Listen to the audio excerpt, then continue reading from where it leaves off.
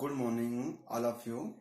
आज हम BSc second year का सेकंड पेपर ऑर्गेनिक केमिस्ट्री के बारे में अध्ययन करेंगे, जिसमें आज हम रीमर टीमर अपक्रिया का अध्ययन करेंगे और उसकी जो मैकेनिज्म होती है उसके बारे में भी आज देखेंगे कि जो रीमर टीमर अपक्रिया है उसमें किस तरह उसका प्रोटॉनीकरण होता है, किस तरह उसका विखंडन होता है। तो हम आज इस रिएक्शन के माध्यम से देखेंगे।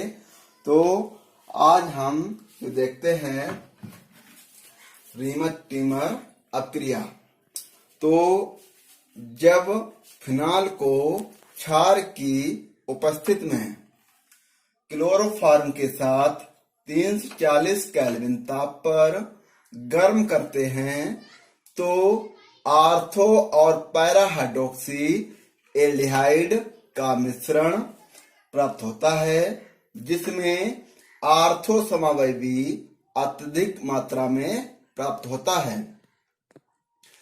तो जैसा कि ये जो डेफिनेशन है उसको हम एक रिएक्शन के माध्यम से देखते हैं।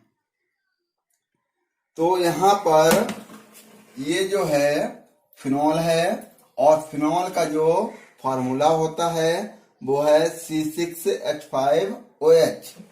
तो जब फिनॉल को क्लोरोफॉर्म और पोटेशियम हाइड्रोक्साइड के साथ 340 केल्विन ताप पर गर्म करते हैं तो हमें यहाँ पर आर्थो हाइड्रोक्सी बेंजल्डिहाइड और पैरा हाइड्रोक्सी बेंजल्डिहाइड प्राप्त होता है, जिसमें आर्थो हाइड्रोक्सी बेंजल्डिहाइड अधिक मात्रा में बनता है और पैरा हाइड्रोक्सी बेंजल्डिहाइड कम मात्रा में बनता है। यहाँ से पोटेशियम क्लोराइड के 3 मॉलिक्यूल और 2 मॉलिक्यूल वाटर के निकल जाते हैं।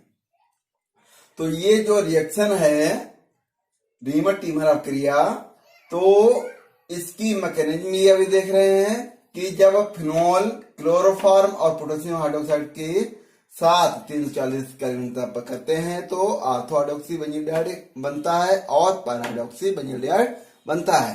तो चलिए हम देखते हैं यहाँ पर इसकी क्रिया विधि मैकेनिज्म।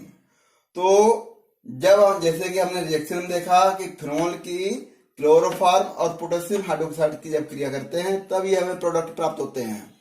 तो सबसे पहले ये जो हमने यहाँ पर बेस लिया हुआ है, ये जो लिया है हमने बेस, तो बेस क्या है हमारा यहाँ पर पोटेशियम हाइड्रोक्साइड। अब पोटेशियम हाइड्रोक्साइड को उसके आयन के रूप में हमने यहाँ पर तोड़ दिया है। तो ये जो रिएक्शन हो रही है वो रिवर्सिबल रिएक्शन होती है। तो यहाँ पर पोटेशियम आयन और हाइड्रोक्सिल आयन में ये टूट गया। तो यहाँ से ये रिएक्शन या मैकेनिज्म शुरुआत होती है। तो अब देखते हैं step first, formation of dichlorocarbene, कि डाइक्लोरोकार्बिन का निर्माण किस तरह होता है या किस तरह करते हैं। तो सबसे पहले हम यहाँ पर देखते हैं कि जो CHCl3 है, जो कि इसका नाम है क्लोरोफॉर्म, वो किससे रिएक्शन करता है? हाइड्रोक्सिल आयन से। तो जब CHCl3 हाइड्रोक्साइड आयन से जब क्रिया करता है तो यहां से वाटर का एक मॉलिक्यूल निकल जाता है।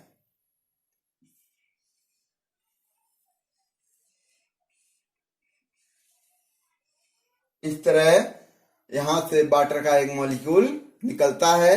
तो हमें यहाँ पर ये प्रोडक्ट प्राप्त हुआ यहाँ पर, जिसमें 3 Cl और एक C के ऊपर नेगेटिव आयन चढ़ा हुआ है। तो यहाँ पर ट्राई क्लोरो और कार्बन आयन इसके पड़ेंगे। तो जो ट्राई क्लोरो कार्बन आयन बना हुआ है उसका पुनः हम विखंडन या विखंडीकरण करते हैं। तो यहाँ पर ये जो है ट्राइक्लोरोकार्बेनाइन है, तो उसका डिफिनेशन करते हैं। तो यहां से ये जो एनाइन है वो यहां से यहां पर आ जाएंगे लोन पेयर के रूप में। तो जैसे ये लोन पेयर के रूप में आते हैं वैसे कार्बन की वैलेंसी पूरी होती है और यहां से एक Cl निकल जाता है क्लोराइड के रूप में। तो हमने देखा कि जो ट्राइक्लोरोकार्बेनाइन है तो उससे ये जो प्रोडक्ट प्राप्त हुआ है इसका नाम है डाइक्लोरोकार्बीन और एक क्लोराइडाइन निकल गया। अब हम देखते हैं स्टेप सेकंड। स्टेप सेकंड में देखते हैं फॉर्मेशन ऑफ फिनोक्साइड आयन कि फिनोक्साइड आयन का निर्माण किस तरह करते हैं। तो इसके लिए सबसे पहले हमने यहाँ पर फिनोल लिया और फिनोल क्रिया हमने ये जो यहाँ पर क्लोराइड आयन निकला उससे करा दी। तो यहां से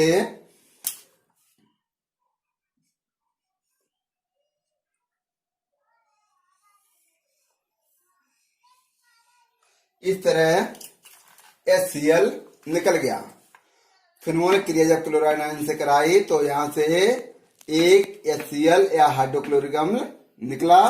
तो यहाँ पे हमें जो प्रोडक्ट प्राप्त हुआ वो है फिनोक्साइड आयन, क्योंकि जब यहाँ से एक एच निकलेगा तो यहाँ ये जो ऑक्सीजन और हाइड्रोजन के बीच में सिंगल बॉन्ड है, तो ये जो बॉन्ड है वो यहाँ पर ऋणायन के रूप में आ जाएगा और ये जो H के ऊपर प्लस और इसके ऊपर माइनस चिन्ह आता है तो ये माइनस चिन्ह यहाँ पर रहेगा और ये H प्लस और Cl नेगेटिव निकल जाएगा। तो यहाँ पर फिनोक्साइड आयन बना। अब जो फिनोक्साइड आयन है उसका एक रिजोनेंस स्ट्रक्चर एक और होता है, वो ये है। तो ये कैसे बना? वो इस तरह बनता है कि ये जो ऋणायन है वो यहां से आकर यहाँ पर अटैक करता है सिंगल बॉन्ड पर।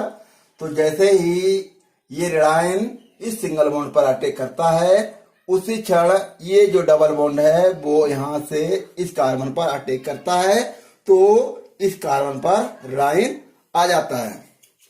तो इस तरह हमने देखा यहाँ पर ये ऋणायन इस सिंगल बॉन्ड पर अटैक करेगा तो ये डबल बॉन्ड हो जाएगा और उसी क्षण ये जो डबल बॉन्ड है यहां से उठकर इस कार्बन एटम पर अटैक करता है तो ये ऋणायन के रूप में यहाँ पर आ जाता है। तो जो फिनोक्साइड आयन है उसका एक रेजोनेंस स्ट्रक्चर ये भी है। आगे अगली स्टेप देखते हैं, step third, addition of dichlorocarbene to phenoxide ion. तो यहाँ जो है फिनोक्साइड आयन से डाइक्लोरोकार्बेन का जो आपस में जोड़ते हैं। तो ये एक है हमारा फिनोक्साइड आयन, क्योंकि हमने देखा एक फिनोक्साइड ये है, इसी का अनुवादी स्ट्रक्चर ये है। तो हमने लिया यहाँ पर ये फिनोक्साइड आयन और इसकी क्रिया हमने डाइक्लोरो कार्बीन से कराई। तो ये जो कार्बीन है डाइक्लोरो वो कहां पर अटैक करेगा? यहाँ पर। ये जो आकर कहां अटैक करेगा? यहाँ पर। जैसे ही अटैक करता है और हमने बताया कि हर कार्बन पर एक हाइड्रोजन जुड़ा होता है तो यहाँ से एक H जुड़ेगा। तो ये हमारा एक कंपाउंड यहाँ पर बन गया, डाइक्लोरो मेथिल फिनोक्साइड या फिनोक्साइड आयन। तो एक ये कंपाउंड एक बना हुआ है और उसी को क्या करें हमने स्टेप 4 में, ट्रांसफर ऑफ प्रोटॉन। तो यहाँ पर क्या है, प्रोटॉन का जो ट्रांसफर होगा। तो ये जो बना हुआ है क्या नाम, तो CCl2 के ऊपर C के ऊपर नेगेटिव आयन है। तो यहाँ से जो ये हाइड्रोजन है इसका जो है आकर कहाँ जुड़ेगा? ऑक्सीजन ऊपर। तो प्रोटॉनीकरण यहाँ पर एक H प्लस आयन निकलता है जुड़ता है। तो ये देखिए यहाँ पर जो ये है इस तरह ये यहाँ से निकलेगा तो ये H प्लस के रूप में बाहर निकल जाएगा। तो जैसे निकलता है तो आकर इस कार्बन पर ये जुड़ जाता है और ये जो बॉन्ड है वो आकर कहाँ जुड़ता है, यहाँ पर ये जैसे यहाँ पर चला जाएगा और ये बॉन्ड यहाँ पर आकर इस तरह जुड़ता है और H आकर इस कार्बन पर यहाँ पर जुड़ जाता है। तो ये जो बन गया है, ये जो प्रोडक्ट बना हुआ है उसका नाम है dichloro methyl phenoxide ion, dichloromethyl phenoxide ion. अब हम देखते हैं स्टेप 5। तो स्टेप 5 में हाइड्रोलिसिस होती है। तो यहाँ देखते हैं जो डाइक्लोरोमेथिल फिनॉक्साइड आयन है उसका हाइड्रोलिसिस किया, बाटत क्रिया की। तो यहाँ से ये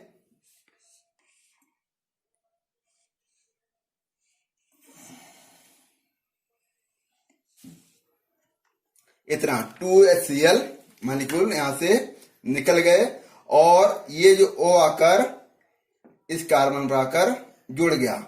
तो ये जो बन गया है हमारा क्या नाम की एक युक्सिलाविक कंपाउंड बना और इसका क्या करते हैं हम प्रोटॉनीकरण करते हैं। तो हमें लास्ट में क्या प्राप्त होता है, आर्थो हाइड्रोक्सी बेंजल्डिहाइड, क्योंकि यहाँ पर O के ऊपर जो नेगेटिव है और यहाँ पर प्रोटॉनीकरण करते हैं तो H प्लस आकर इस O से यहाँ पर जुड़ जाता है। तो लास्ट में हमें जो प्रोडक्ट प्राप्त होता है वो ये है आर्थो हाइड्रोक्सी बेंजल्डिहाइड। इस तरह हमने देखा कि जो रीमर टीमर अभिक्रिया है तो उसकी जो रिएक्शन है वो मैंने देखी और उसकी जो मैकेनिज्म है उसके बारे में हमने अध्ययन किया। Thank you for watching.